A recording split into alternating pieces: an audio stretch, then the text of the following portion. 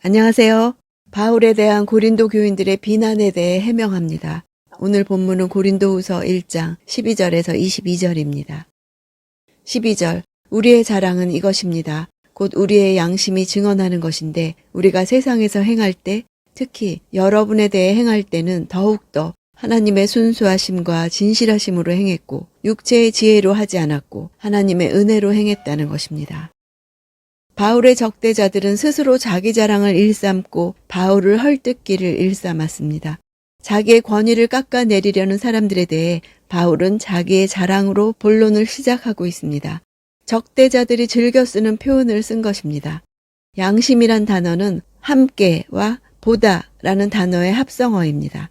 즉 양심은 함께 보는 것, 인간이 공통적으로 소유하고 있는 보고 판단하는 기능을 가리킵니다. 법과 규칙보다 더 근원적인 인간 행동의 기준이고 선악과 가치 판단의 기준입니다. 양심은 옳고 그름에 대한 인간 스스로의 중요한 증인이 됩니다. 바울은 순수함과 진실함이 없다는 비난을 받았습니다. 13절, 우리는 여러분이 읽고 아는 것 외에 아무것도 다른 것들을 쓰고 있는 것이 아닙니다. 그러므로 나는 여러분이 완전히 알 수 있기를 바랍니다. 읽는다는 것은 고린도 교회 성도들이 바울이 쓴 첫 번째 서신을 공적으로 모두 읽었고 지금 보내는 편지가 거기에 기록된 내용에 배치되지 않는다는 것입니다. 고린도 교인들 중 바울이 자신들을 속였다고 비난하는 것에 대한 일종의 변증입니다. 14절, 여러분이 이미 부분적으로 우리를 알았습니다. 그러나 우리 주 예수의 날에는 여러분이 우리의 자랑거리이듯 우리는 여러분의 자랑거리가 될 것입니다. 고린도 교인들이 바울을 완전히 이해할 수 있는 때는 종말의 날입니다. 그날에는 바울을 향한 고린도 교인들의 기만과 분열과 자기 자랑은 자리할 수 없게 됩니다. 오직 고린도 교인들이 바울의 자랑이 되고 바울이 고린도 교인들의 자랑이 되는 전혀 다른 상황이 전개될 것입니다. 17절, 내가 이렇게 계획할 때 어찌 경솔히 행했겠습니까? 또 내가 이렇게 계획할 때 라고 했다가 금방 아니요라고 하려고 육체를 따라 계획하고 있는 것입니까? 두 번의 수사적인 질문은 고린도 교인들이 바울을 비난하던 내용을 반영합니다. 경솔하다는 것은 바울에게 퍼부은 비난의 핵심입니다. 육체는 죄된 인간의 본성을 나타내는 표현입니다. 대적자들은 바울이 계획을 바꾼 것은 성령의 인도를 받지 않고 세속적인 방식으로 결정했음을 보여주는 것이라고 비난했습니다. 그러나 바울이 계획을 바꾼 것은 하나님의 인도하심에 대한 반응이었습니다. 18절, 하나님은 신실하십니다. 우리가 여러분에게 한 말은 예가 아니오로 된 적이 없었다는 사실에 대해 하나님이 신실한 증인이십니다. 하나님은 신실하십니다. 미쁘시니라, 이 표현은 일종의 맹세의 역할을 합니다. 하나님은 신실하셔서 자신이 약속하신 것을 반드시 실행하시는 분이십니다. 일체 변덕스러움이 없으십니다. 그런 하나님을 섬기는 바울의 경우에도 그대로 적용되는 원리라는 것입니다. 19절, 우리 곧 나와 실로하노와 디모데를 통해서 여러분 가운데 전파된 하나님의 아들 예수 그리스도는 예가 아니오로 된 적이 없습니다. 그 안에는 오직 예만 있을 뿐입니다.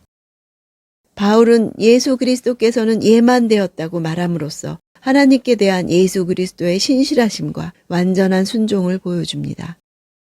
20절, 하나님의 약속은 그리스도 안에서 얼마든지 예가 됩니다. 그러므로 우리는 그를 통해 아멘으로 하나님께 영광을 돌립니다. 그리스도 안에서 구약의 모든 약속은 실현되었습니다. 예를 후반에서는 아멘으로 표현하고 있습니다. 아멘은 히브리어 동사 아만에서 유래한 명사 아멘의 헬라어 음역입니다. 아멘은 하나님의 약속이 신실하게 이루어질 것을 믿는다는 표현입니다. 유대인들은 기도나 고백에 반응해서 그들이 동의한다는 표시로 아멘을 규칙적으로 말했습니다. 바울이 그리스도의 예를 든 것은 그리스도께서 하나님에 대해 아멘이 되신 사실을 인정하듯 고린도 교인들 역시도 바울에 대해 아멘으로 받아들여야 한다는 것을 말하는 것입니다. 하나님의 경륜 안에서 이루어진 일에 대해 아멘 하지 않는 것은 하나님께 영광이 되지 않습니다. 21절, 여러분과 함께 우리를 그리스도 안에서 굳건하게 하시고 또 우리에게 기름을 부어주신 이는 하나님이십니다. 굳건하게 하다는 단어는 상업적 용어입니다. 보증한다는 뜻으로 당시 사람들에게 매우 익숙한 용어였습니다. 상업적인 은유를 써서 우리가 그리스도의 계좌 안으로 들어왔다는 뜻입니다. 원어로 볼 때 알 수 있는데 기름을 부으시는 크리사스, 그리스도는 크리스톤으로 언어 유희를 썼습니다. 기름을 붓는다는 것은 특별한 직무에 헌신하도록 선별한다는 뜻입니다. 22절 또한 그분은 우리를 인치시고 보증으로 우리 마음속에 성령을 주셨습니다. 인친다는 단어 역시 상업적 용어입니다. 공문서의 효력을 보장해 준다는 뜻입니다. 인이 찍혀진 채로 봉인된 서류는 변조되지 않았다는 증거였습니다.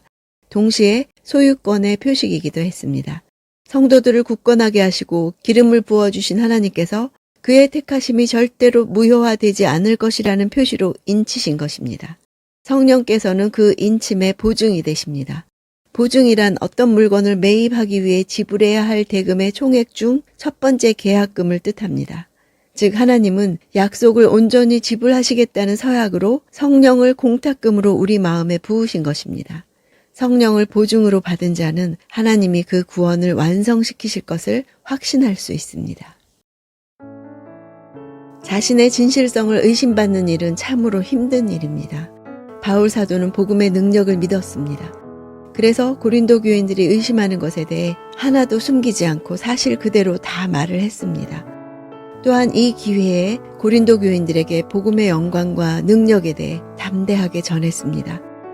바울이 믿었던 것은 관계가 깨졌을지라도 바른 복음이 증거되면 모든 의심이 해결되고 믿음을 붙들게 되리라는 것이었습니다. 가장 중요한 것은 말씀을 듣지 못한 결과 이런 다툼과 분쟁이 일어나는 것입니다. 이럴 때일수록 우리의 적은 사람이 아니라 눈에 보이지 않는 악한 영이라는 것을 알아야 합니다.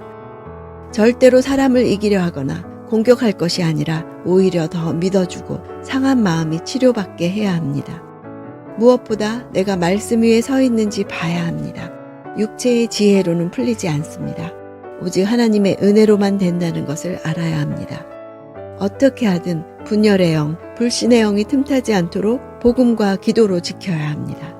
부분적으로 알 수밖에 없는 우리의 한계를 인정하고 서로에게 자랑거리가 되기 위해 하나님께 아멘함으로 하나님께 영광을 돌립시다.